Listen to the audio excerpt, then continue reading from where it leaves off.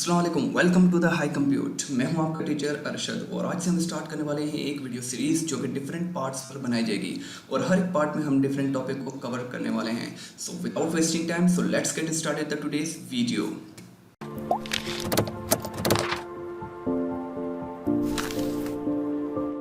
All right, welcome back. So जैसा कि मैंने आपसे कहा कि हम एक वीडियो सीरीज स्टार्ट करने वाले हैं and this video series only and only for class 9 for the computer science subject. तो सबसे पहले बात करते हैं टेबल ऑफ कंटेंट्स की। क्लास 9 की बुक में हमारे पास ये 8 चैप्टर्स मौजूद हैं। इन 8 चैप्टर में से सबसे पहले हम जो कवर करने वाले हैं वो है इंट्रोडक्शन टू द कंप्यूटर। अब इन हर चैप्टर के अपने अपने अलग कंटेंट्स हैं, तो चलिए आइए इंट्रोडक्शन टू द कंप्यूटर के कंटेंट्स को देखते हैं। इंट्रोडक्शन टू द कंप्यूटर के कंटेंट्स में हमारे पास डिफरेंट टॉपिक्स हैं। इन डिफरेंट टॉपिक्स के अंदर सब टॉपिक्स हैं, जैसे कि आप यहाँ देख रहे हैं। इंट्रोडक्शन में basic definition of the computer, hardware, software, capabilities of the computer, limitation of the computer and next topic है history and development of computer. और ये आप तमाम टॉपिक्स यहाँ देख रहे हैं। तो इस वीडियो में हम जो बात करेंगे वो करेंगे इंट्रोडक्शन के बारे में, यानी कि इंट्रोडक्शन टू कंप्यूटर के फर्स्ट टॉपिक के बारे में हम बात करने वाले हैं। तो चलिए आइए शुरू करते हैं। Computer is what. मोस्टली अगर स्टूडेंट से पूछा जाए कि कंप्यूटर क्या है और वो कहते हैं कि computer is an electronic device, that's it. But computer does not and with this definition enough. अगर हम देखें दूसरी इलेक्ट्रॉनिक डिवाइसेस को, तो वो भी तो इलेक्ट्रिकली चलती हैं।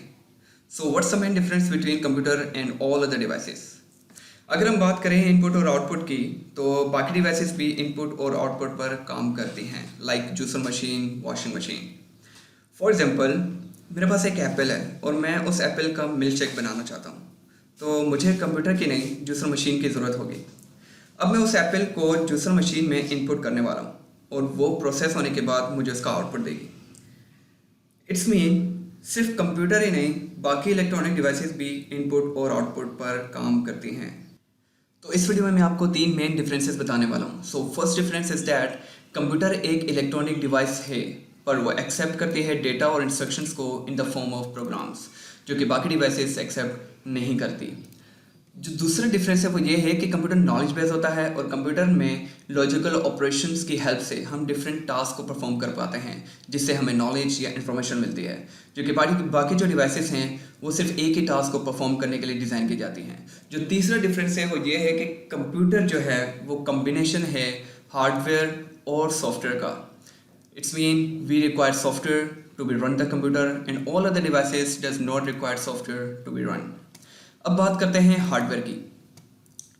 हार्डवेयर एक फिजिकल एलिमेंट्स का कलेक्शन है, जैसे कि आप यहाँ इस पिक्चर में देख रहे हैं कि हमारे पास एक एलसीडी, सीपीयू, कीबोर्ड और माउस पड़ा है। इट्स मीन के फिजिकल एलिमेंट का कॉम्बिनेशन एक हार्डवेयर कहलाता है।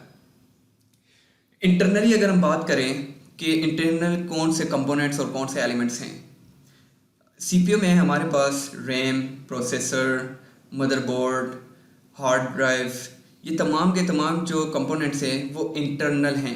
इंटरनली जो फिजिकल एलिमेंट्स हैं वो कहलाते हैं इंटरनली हार्डवेयर। अगर एक्सटर्नली हार्डवेयर की बात करें तो वो है हमारे पास एलसीडी, सीपीयू, माउस और कीबोर्ड वगैरह। In other words we can say hardware is something we can touch और फील, कि जिसे हम टच कर पाएँ और फील कर पाएँ, वो हार्डवेयर कहलाता है। तो अब बात करते हैं सॉफ्टवेयर की। सॉफ्टवेयर बेसिकली एक प्रोग्राम है जो कि हमारे सिस्टम को इंस्ट्रक्ट करता है, टीच करता है कि उसे क्या करना है। सॉफ्टवेयर बेसिकली हमारे सिस्टम का नॉन फिजिकल एलिमेंट है और जैसे कि आप यहाँ देख रहे हैं डिफरेंट सॉफ्टवेयर मौजूद हैं, जैसे कि Windows, Avira, browser, office, VLC player. तो हमारे कंप्यूटर को इन सॉफ्टवेयर्स की ज़रूरत होती है। जैसे कि अगर हम विंडोज़ को अपने सिस्टम में इंस्टॉल ना करें तो हमारा जो कंप्यूटर है वो रन ही नहीं पाता, यानी कि हम उसे यूज़ नहीं कर पाएंगे।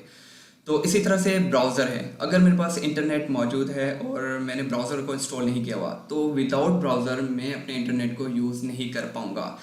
तो इट्स मीन कि इन सॉफ्टवेयर की मदद से हम अपने कंप्यूटर को यूज़फुल बना पाते हैं और without software our computer is useless. तो अब बात करते हैं कैपेबिलिटीज़ ऑफ द कंप्यूटर। हमारे पास ये 7 कैपेबिलिटीज़ मौजूद हैं, जिसमें से speed, repetition, accuracy, logical operations, store and recall information, self checking और सेल्फ ऑपरेटिंग है। तो सबसे पहले स्टार्ट करते हैं स्पीड से। स्पीड क्या है बेसिकली, इस हमारा जो कंप्यूटर होता है वो बहुत फास्ट काम करता है बाकी दूसरी मशीनों के। रिपीटिशन, हमारा जो कंप्यूटर है वो एक ही टास्क को मिलियंस ऑफ टाइम एग्जीक्यूट कर सकता है बिना थके, बिना बोर हुए। अगर हम किसी इंसान को बोलें कि एक ही टास्क को जो है बार बार उसको रिपीट करते जाओ तो वो एक ना एक टाइम आएगा कि वो थक जाएगा, जबकि कंप्यूटर नहीं थकता, वो मिलियंस ऑफ टाइम एक ही टास्क को परफॉर्म कर लेता है। नेक्स्ट है एक्यूरेसी। हम जो भी अपने कंप्यूटर में डेटा इंसर्ट करते हैं तो अकॉर्डिंग टू डेटा वो हमें उसका एक्यूरेट यानी कि बिल्कुल सही बगैर किसी गलती के रिजल्ट प्रोड्यूस करके देता है। सो नेक्स्ट है लॉजिकल ऑपरेशंस। कंप्यूटर जो है वो डिसीजन बेस्ड होता है। फॉर एग्जांपल अगर हम स्टूडेंट्स की परसेंटेज की बात करें तो उसमें डिफरेंट परसेंटेज हमारे पास आती हैं, जैसे कि ए ग्रेड, बी ग्रेड, तो ये लॉजिकल ऑपरेशंस की हेल्प से हम कर पाते हैं। फॉर एग्जांपल अगर 70 परसेंटेज है तो उस पर क्या ग्रेड बनना चाहिए, ए ग्रेड, और 60 परसेंटेज पे बी ग्रेड बनना चाहिए, 50 पे सी ग्रेड बनना चाहिए। तो ये जो डिसीजन होता है ये बेसिकली लॉजिकल ऑपरेशन से परफॉर्म होता है। तो नेक्स्ट है स्टोर एंड रिकॉल इन्फॉर्मेशन। हम अपने कंप्यूटर में जो कोई भी डेटा स्टोर करवाते हैं तो उसमें हमारे पास डिफरेंट फाइल्स और फोल्डर्स होती हैं। तो जब जब हमें उन फाइल्स और फोल्डर्स की ज़रूरत पड़ती है तो हमें वो रिकॉल करके देता है कि आप इस पर काम कर सकते हैं। सेल्फ चेकिंग, कंप्यूटर वेरीफाई करता है कोई एक्यूरेसी को, जैसे कि हम एमएस वर्ड में कोई वर्ड लिखते हैं तो अगर वो वर्ड गलत है तो उसके नीचे वो अंडरलाइन दे देता है। इट्स मीन कि उसने सेल्फ चेक करके मुझे बताया कि ये वर्ड हमारी डिक्शनरी में मौजूद नहीं है। अगर हम कोई सही वर्ड लिखें तो उसके नीचे वो कोई रेड अंडरलाइन नहीं देता, तो इट्स मीन कि उसने सेल्फ चेक करके हमें दिखा दिया कि ये वर्ड बिल्कुल सही है। अब बात करते हैं सेल्फ ऑपरेटिंग की।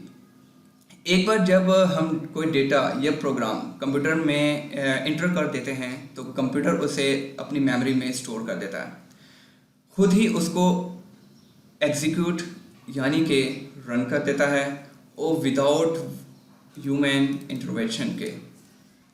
तो अब बात करते हैं लिमिटेशंस ऑफ द कंप्यूटर। हमारे पास ये 4 पॉइंट्स हैं लिमिटेशंस के।